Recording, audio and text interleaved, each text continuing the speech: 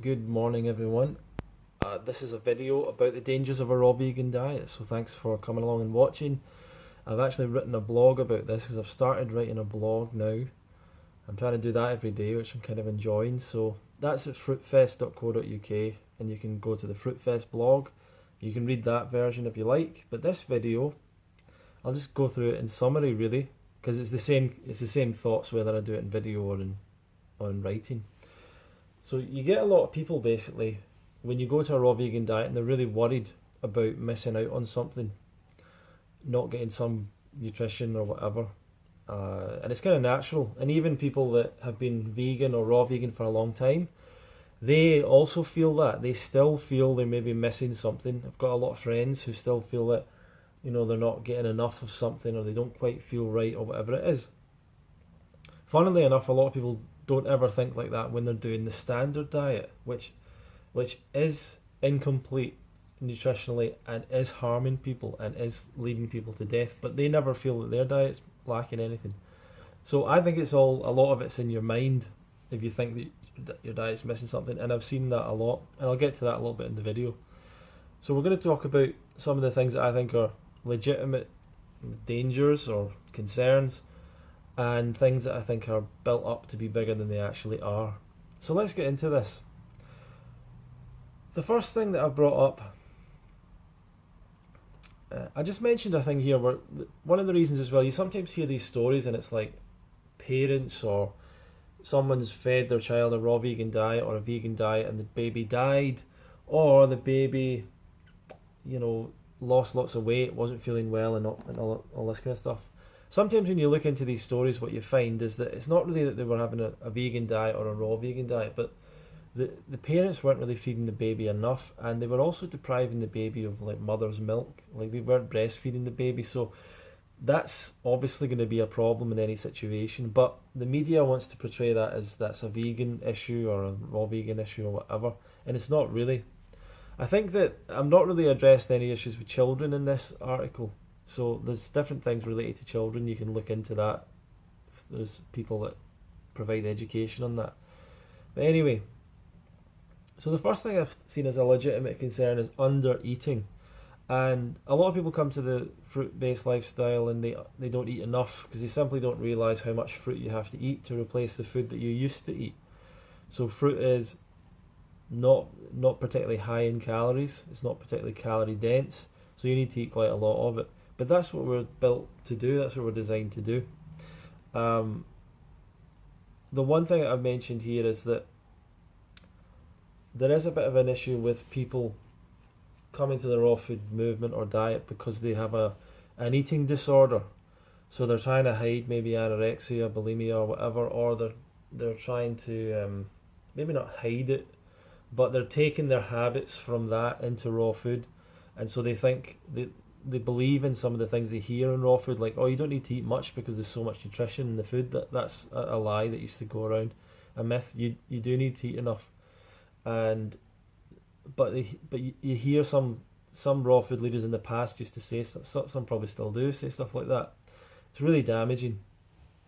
So if you do have an eating disorder background, you might want to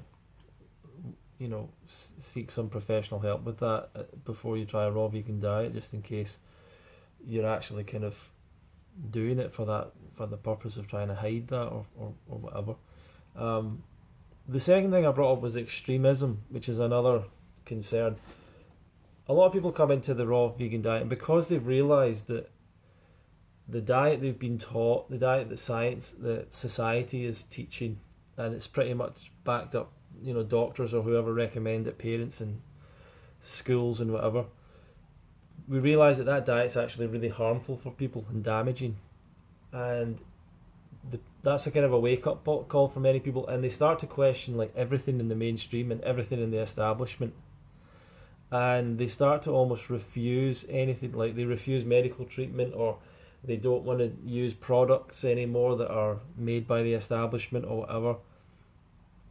And there's been a couple of cases where this has been a real danger, because if you get sick and there's a medication available that'll deal with it, like in the case of malaria, for example. So a guy died who was kind of in the fruitarian community, died because he got malaria and he didn't get uh, any treatment for it. Now, what he did try and do, I think, is dry fast. At least that's the story that's been kind of put together. And dry fast, that's another reason why dry fasting is dangerous. But it's that kind of extremism where a person goes, oh no, I'm not going to take any medication, and it leads to them dying. Like, that's really bad. So that is a legitimate danger in the community. People getting diagnosed with cancer, not getting it dealt with, deciding to go raw vegan, and the problem is your chance of how many people actually successfully do raw vegan from the get-go. Very few. It takes time, so it's likely that a lot of these people are going on this diet, jumping back, whatever. Steve Jobs, it was said he did raw vegan and that didn't work for him when he had cancer. So it's not about shunning everything that the medical community are offering. It's about making an intelligent decision based on all the information you've got available to you. Teeth damage or damage to teeth, that's the number 3 concern. A lot of people have had tooth decay and tooth issues with the raw vegan diet. Is it the diet? Is it a lack of nutrition in the diet? Probably not, because it's the same kind of damage that every single person in society is getting. It's the exact same thing. It's tooth decay. It's one of the most common diseases in the world. Billions of people suffer from tooth decay. We have a particular weakness for it. But raw vegans definitely are having problems with it. And I think that one of those things is the extremism of people saying, right, I'm not going to use toothpaste anymore, I'm not going to brush my teeth, I'm just going to eat this natural diet and that kind of thing. And that's not really helpful. But the other thing is eating dried fruit, not rinsing your mouth out, not cleaning your teeth properly, pasteurised juices, but dried fruit particularly I think is a really big problem. I don't think the acidic fruits is as much as a problem as people make out it is, but I do think dried fruit is. So, and a lot of people are anti-fluoride, which isn't particularly helpful. Not leaving time between meals is the other thing. You need to leave time between meals to allow your teeth to remineralise. So if you snack all day, that's a problem as well. Now the last concern, losing friends or becoming a social outcast. Is that a real concern? I guess so. I mean, you can lose friends. You can't, lose touch with friends. You're not going to lose friends. But if they're used to eating burgers with you and going for drinking alcohol and smoking, and then all of a sudden you change to a healthier diet, then naturally they're going to want to find someone else to do that stuff with because you don't want to do it anymore.